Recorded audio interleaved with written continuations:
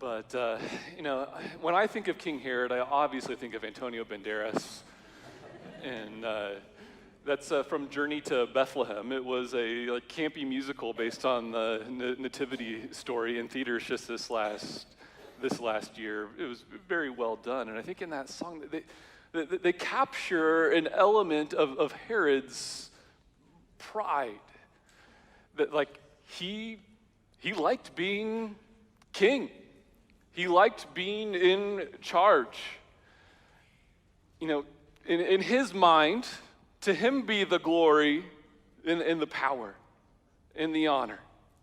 And anything that would threaten that glory and that power and that honor drove him nuts, because that was the goal of his life, to be the center of everything, to be the most glorious, to be the most powerful, save maybe Caesar. At least he would pretend to bow to Caesar. He didn't respond so well, as Katie shared, when another king came onto the scene. But what about you? How would you respond to a king? How would you respond to a king? Would you be excited if all of a sudden they announced the U.S. now has a king? My guess is that not too many of us would be happy. How have you responded to the king? Because our reality is that we do have a king, and he is king whether we recognize him or not. That's hard for us as Americans, right? When was the last time somebody tried to tell us we had a king? It didn't go so well, did it? King George, everybody loves him, right? No. Last time he told Americans they had a king, they started a war. We don't like to be told what to do. We don't like to be told that we're not in charge. It's hard to have a king, especially with the history that our country has. An attitude that still reigns today, where we like to think that we're in control.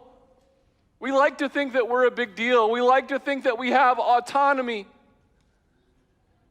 And yet the scriptures tell us something else. They tell us that we do have a king. And they challenge us to embrace him in his goodness and in his glory. Let's go back to this story. This is in Matthew chapter 2. After Jesus was born in Bethlehem in Judea, during the time of King Herod,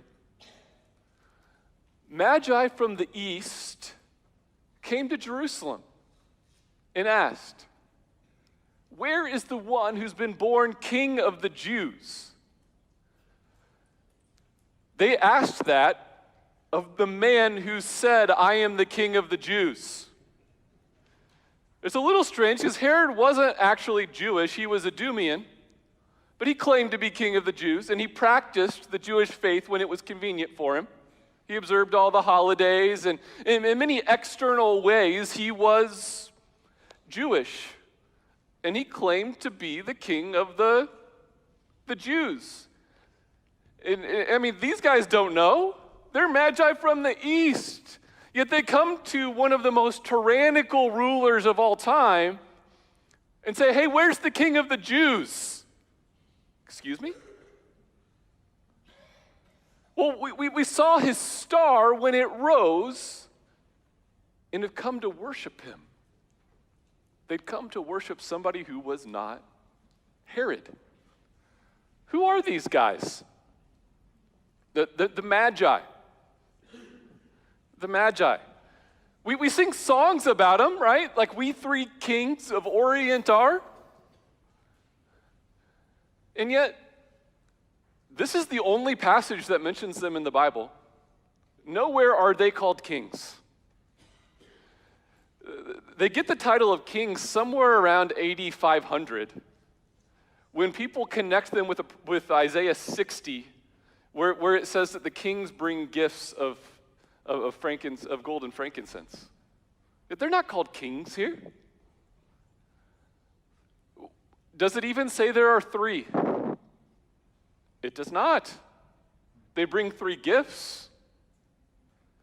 Does it say in the scriptures that their names are Melchior, Gaspar, and Balthazar? It does not. Does it say that they're from India, Ethiopia, and Babylon? It does not. And yet all of this mythos has been developed around these men. What do we know about them, though? They're magi. That's the title that they're given. They were astrologers. You can go back to the book of Daniel in chapter 2, and in verse 2 and in verse 10, it talks about the magi. They were magicians. They were astrologers. They studied the stars, most likely from Zoroastrianism in Persia. It just says from the east. We know people with these titles did exist in the kingdom of Persia, where Daniel and where Israel was exiled. Right? Israel was exiled in Persia. They would have been familiar with the Jewish scriptures. It makes sense that they likely came from there. I can't say that with confidence. Likely these are astrologers from Persia who come into contact with the Jewish scriptures at some point because Israel used to be exiled in Babylon, in Persia. And they followed the stars to Jerusalem. Which, crazy enough, do you know astrology was banned for Jews? They weren't Jewish. They were Zoroastrian pagans who studied the stars. A study that God said, don't try to tell the future from the stars. Isaiah tells them not to. Yet these guys did, and it still led them to Jesus, the Magi. However many of them were, we don't know. At least one.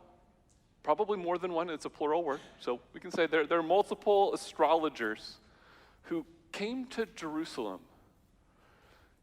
And they said, we want to worship the king. Not who you would expect God to use to worship the King of the Jews. Some foreigners who practiced divination and astrology from a nation that wasn't Israel come into town. They meet with Herod. And when King Herod heard this, he was disturbed, and all Jerusalem with him. Why all Jerusalem with him? Because when King Herod was disturbed, everybody was disturbed. It's like that cliche line, if mama ain't happy, ain't nobody happy. If Herod ain't happy, ain't nobody was happy. Because he was a crazy dude. Now, not only was Herod crazy, he was also immensely successful. By worldly standards, there's a reason he was called Herod the Great. He built many architectural wonders. His palaces still stand. You can go and visit them. We did when we took a group here from Israel a few years ago. We visited the Herodian. We visited Masada. We visited Caesarea Maritima. His palaces still stand. He reshaped the architecture of the whole nation. He started a monopoly on asphalt from the Dead Sea. He made Israel wealthy. By some standards, you might have said that he was a successful king if all you thought about was financial prosperity. And yet he was an evil man. He killed at least 3 of his sons because he was worried they were going to try to kill him. He became very, very paranoid. Josephus, the historian, writes about this. His brother-in-law had a drowning accident in a very shallow pool because he became popular. In other words, anyone who was a threat to his kingship, in even a small way, suddenly found themselves no longer existing. It can get a little confusing because Herod is a family name. There are different Herods in the Bible. This is Herod the Great. Remember, Herod the Great, he's the one who tried to kill baby Jesus. All right, not the one that tries to kill grown-up Jesus. Herod the Great had 4 different wives. He had a whole bunch of kids. Herod Antipas is the one who was ruling when Jesus was in Jerusalem at the end of his life. So you had Herod Antipas involved, and he's the one that stole his brother's wife Herodias. He's the one that had John the Baptist beheaded. That's Herod Antipas, not Herod the Great. And then we see Herod again in the book of Acts interacting with Paul. That's Herod Agrippa. Not even Herod Antipas' son, but his nephew, who was also married. And you can see some of these. So there's different Herods in the Bible, all part of a dynasty, if you will. And never does it seem that they're really excited about Jesus and his followers. We can also thank Herod for this chin-strap beard. We can all be grateful for that. And yet, where is Herod now? Well, we have his casket. It's in the Jerusalem Museum. You can go look at it. He's dead. He is no longer king. He had his time, but it did not last. Back to the passage. When he had called together all the people's chief priests and teachers of the law, he asked them where the Messiah was to be born. This is a clue right away that he doesn't know the scriptures himself. But he knows that other people do, and he's where was this prophecy supposed to take place, guys? And they say, well, in Bethlehem in Judea, they replied, for this is what the prophet has written. Not far away, 6 miles from Jerusalem. Herod rebuilt the second temple, the western wall where Jews pray at today. Herod built that, still there. He's not far away, 6 miles or so from where Jesus was born. And he goes to this prophecy in Micah 2, Matthew tells us, but you, Bethlehem, in the land of Judah, are by no means least among the rulers of Judah, for out of you will come a ruler who will shepherd my people, Israel. 400 years beforehand, Micah had prophesied that Bethlehem was going to be the place of the birth of the Messiah. The Jewish people knew it. They were expecting it. It wasn't a surprise that Messiah was born in Bethlehem. It's where they thought he would be born. And then Herod called the Magi secretly and found out from them the exact time the star had appeared, and he sent them to Bethlehem and said, go and search carefully for the child. And as soon as you find him, report to me so that I too may go and worship him. Imagine this, a dishonest politician. Who would have thought? We continue on this trend today. He tells them, oh yeah, I want to go worship the king too. Hey, Magi, just let me know where he is. Just let me know, all right? And at this point, it seems like they believe him. After all, if they didn't believe him, I don't think they would have needed the angel to tell him, hey, Herod's a bad dude. He's up to no good. Well, after they had heard the king, they went on their way. And the star they had seen when it rose went ahead of them until it stopped over the place where the child was. This was the first GPS. No. Maybe the second, the pillar of fire in the desert. We'll take that as the first one. But the star over the place where the child was. And this isn't necessarily in the same cave where Jesus was born. It could have been. It could have been in the cave where Jesus was born. We don't know the timing here. Usually in the movies and in the depictions, the Magi are there at the manger, right? They're there at the manger. We don't know for sure when the Magi visit him. Based later, we'll see that Herod tries to kill everybody 2 years and younger. So it's fair to say it's probably within 2 years of the birth of Christ.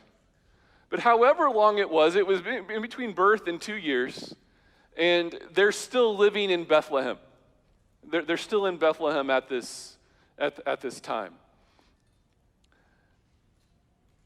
And go back to the previous slide. I still have one more verse.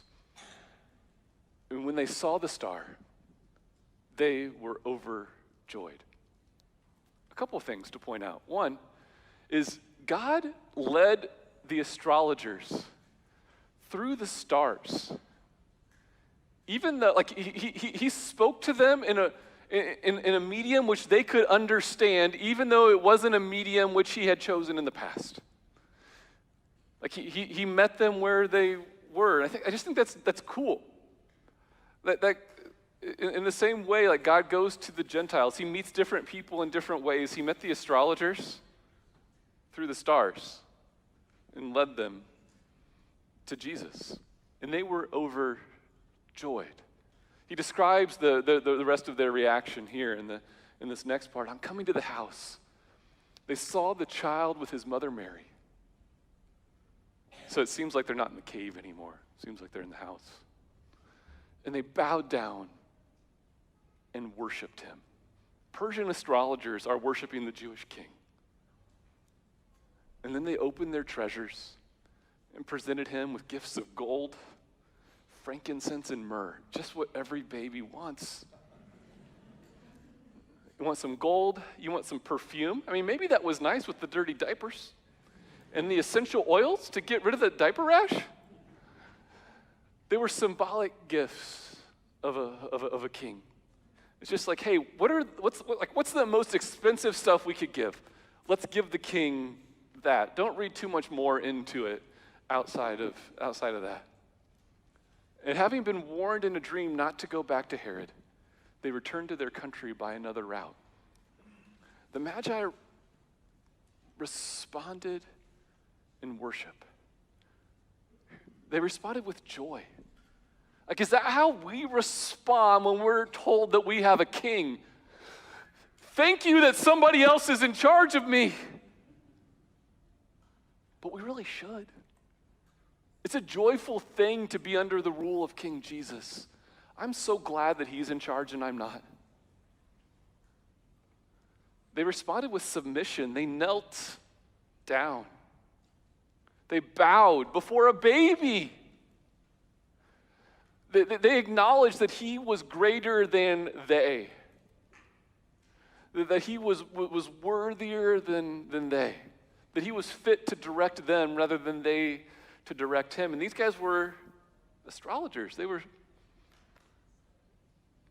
bow to Jesus. How do we feel about that? Are we willing to acknowledge that Jesus is greater than we are? That he knows more than we do?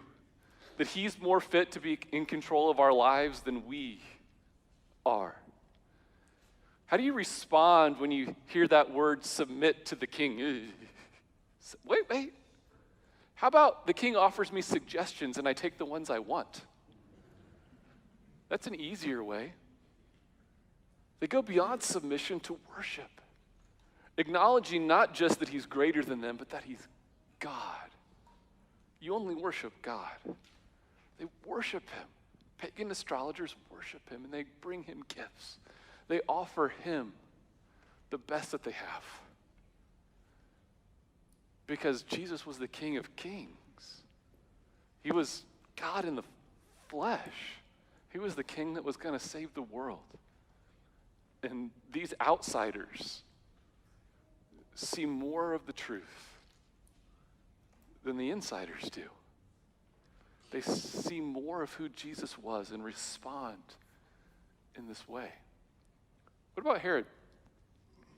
When they had gone, an angel of the Lord appeared to Joseph in a dream. Joseph has some crazy dreams.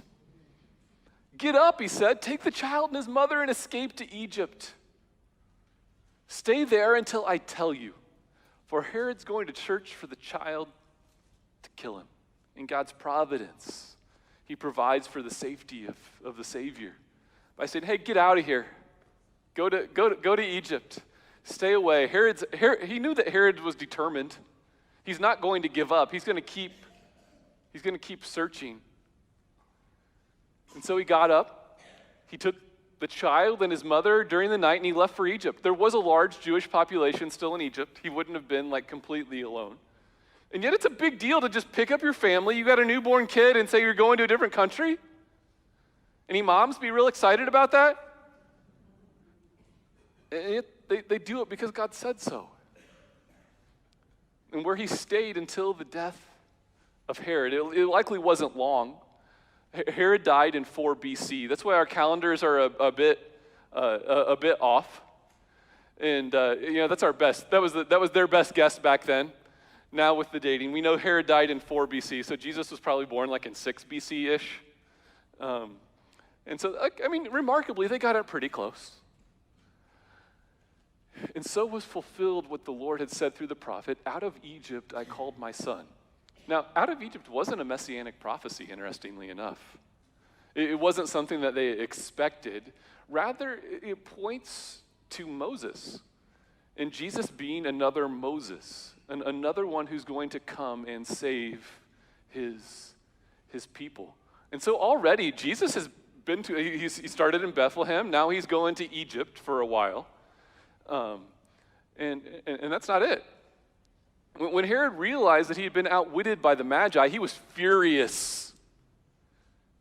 And he gave orders to kill all the boys in Bethlehem and its vicinity who were 2 years old and under. Like, how much more evil can you get? To protect yourself, you're so afraid of a little baby that you kill all the boys in a town who are 2 years old and younger. Sometimes people wonder, why wasn't this a bigger deal in history? It's because a king killed 20 babies. Bethlehem wasn't very big. It's about 2,000 people. And so in the grand scope of world history, stuff like that happens. And it's egregious. 20 babies is still 20 babies. And in order to protect himself in his kingdom, Herod has them slaughtered, not knowing that the baby he was trying to kill was in Egypt. In accordance with the time he had learned from the Magi. So we don't know how long it took him to realize that he'd been duped by the Magi. Kings don't like to be duped. He responds in violence, he responds in anger. But then what was said through the prophet Jeremiah was fulfilled. Israel wept. A voice is heard in Ramah, weeping in great mourning, Rachel weeping for her children and refusing to be comforted because they are no more. It's just connecting the sadness of Israel. The nation wept because their children were killed. Herod's response to the king. Very different than the Magi, right? He's disturbed. He's disturbed at the notion that there would be another king besides him. How dare would anyone claim to even be his peer? And yet, how powerful was he really to fear a baby? He was a very powerful man. And yet, how insecure was he in reality to fear a baby? And feared him he did. So much so that he had babies killed in an attempt to eliminate the king. A little more. After Herod died, an angel of the Lord appeared in a dream to Joseph in Egypt and said, "Get up, take the child and his mother, and go to the land of Israel. For those who were trying to take the child's life are dead." I wish God told me this clearly, just like Joseph, go here now. Wait, okay, now go here. Stars, dreams. I long for these kinds of things. So he got up, took the child and his mother, and went to the land of Israel. But when he heard that Archelaus was reigning in Judea in place of his father Herod, he was afraid to go there. He's like, the apple probably doesn't fall too far from the tree. Let's just avoid Jerusalem. Let's avoid Bethlehem, Judea, the whole state. And having been warned in a dream, he withdrew to the district of Galilee. And he went and lived in a town called Nazareth. And so was fulfilled what was said through the prophets, that he would be called a Nazarene.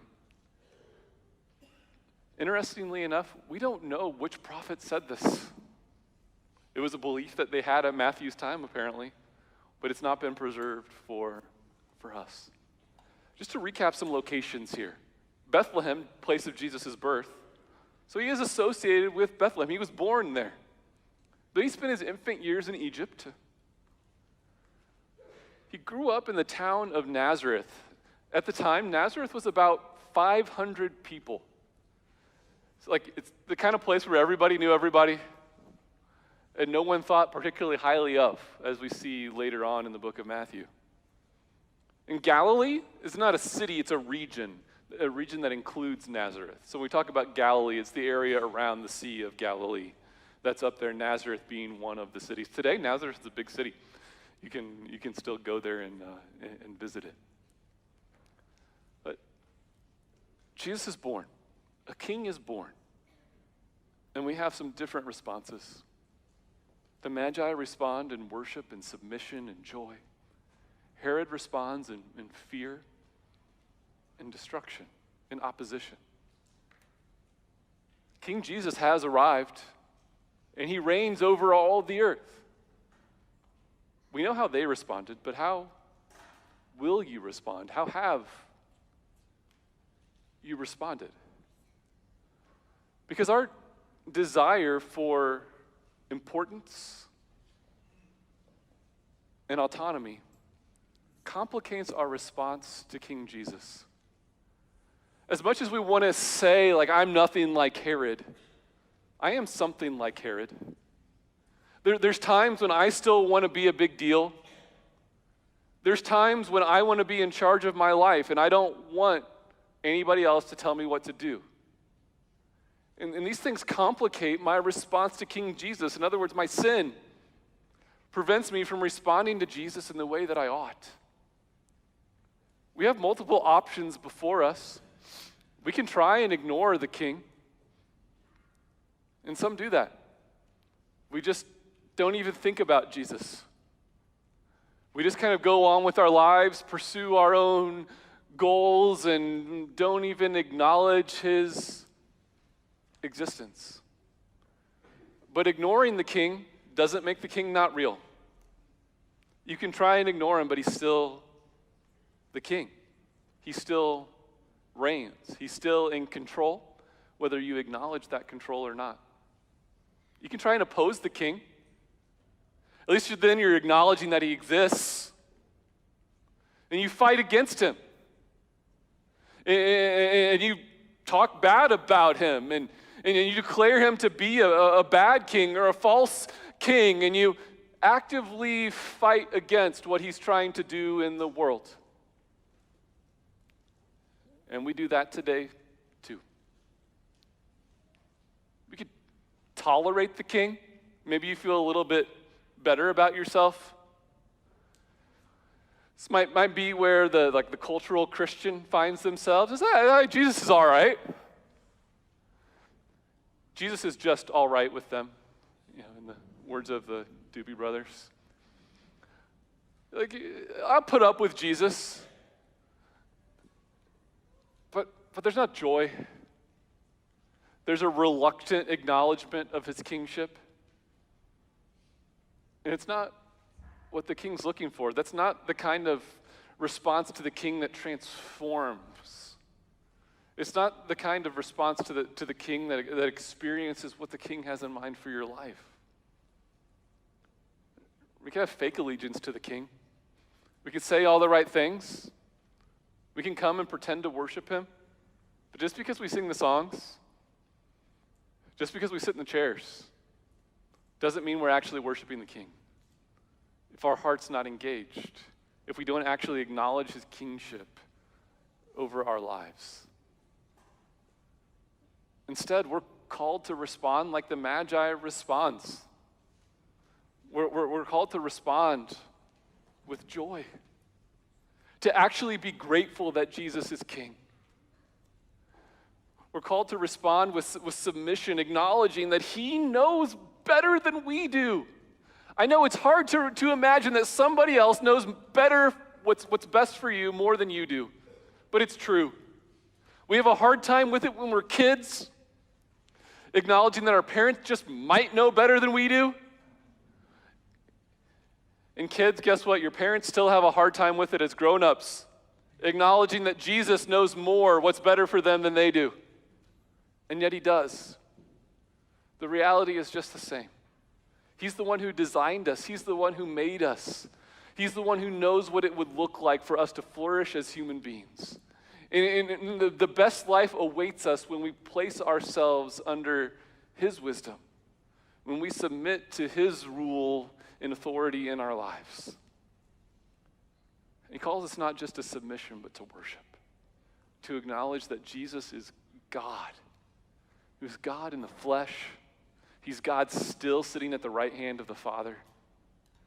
He's a king not just to be submitted to as an earthly king, but he's a king to be worshiped. He is the king. Then lastly, he's a king to bring gifts to. He's a king to give everything that we have to. To ask ourselves, what has the king blessed me with? It's the irony is that everything we have has been given by him.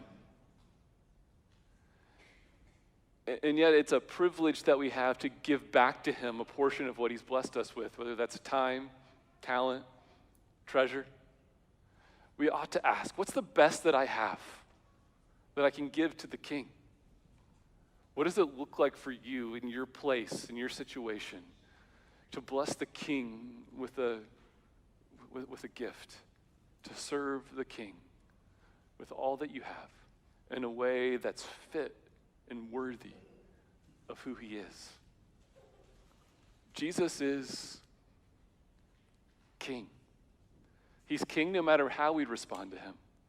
But how we respond to him matters. It matters for our eternity. And it matters for our present. Because when we live under the rulership of Jesus in our lives, we do get the most fulfilling life possible. We do experience the joy that we're always meant to experience. God's kingship is a good kingship. His lordship is a good lordship. And we ought to rejoice and be glad that Jesus is king. The king has come. The king still remains king. So let's worship him with joy and submission, bringing all that we have before him. Would you pray with me? Father God, thank you for sending King Jesus to us. Will you root out from amongst our hearts the resistance that's there? Free us from our desire to be important in ourselves. Free us from our desire to be in control. Free us from our desire to be independent. Help us to see the joy that comes living in the kingship of Jesus, in whose name we pray. Amen.